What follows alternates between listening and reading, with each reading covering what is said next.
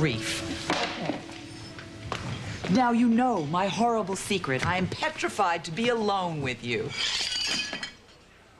You are shaking a little, you know.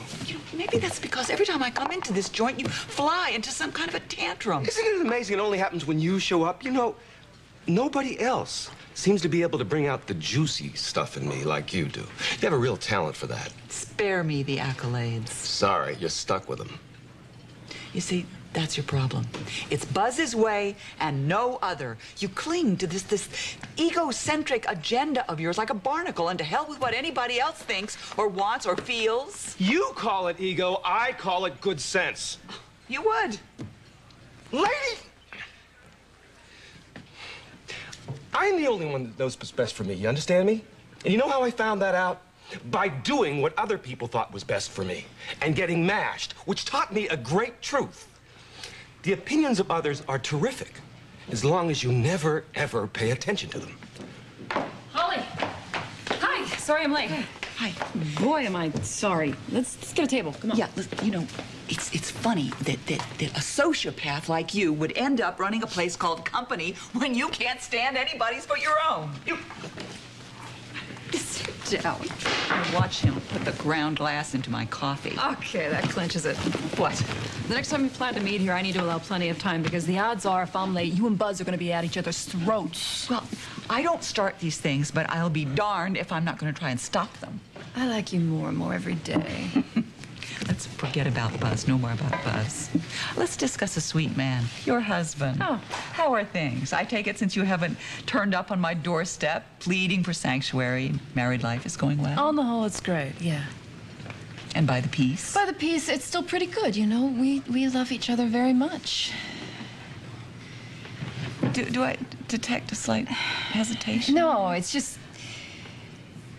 Josh and I have had some interesting conversations about Reva and the kids.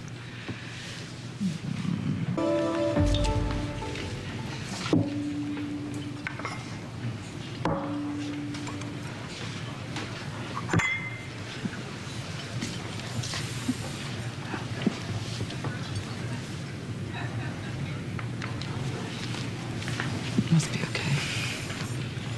So, tell me about the tone of this conversation.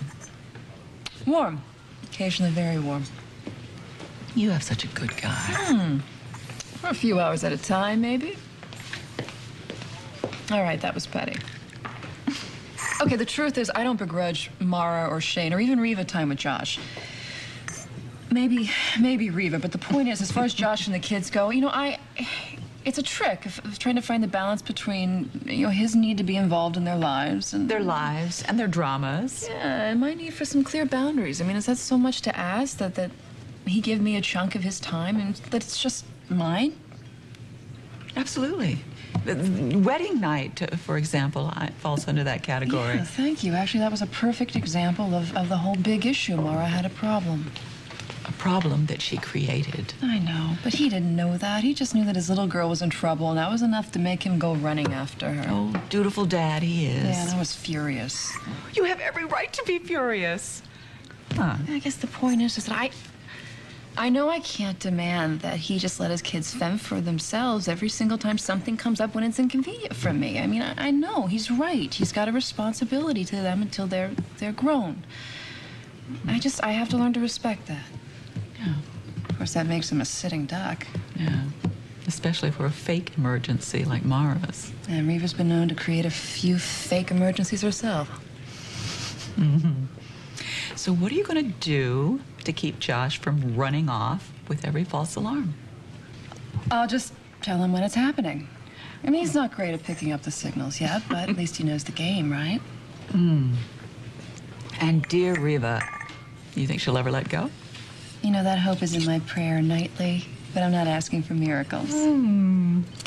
So what are you gonna do? My dear friend, I am gonna look on the bright side. I am married to the man that I love, and he loves me, and I am gonna try and keep him happy. Wouldn't it be great if Noah could do the same for Reva?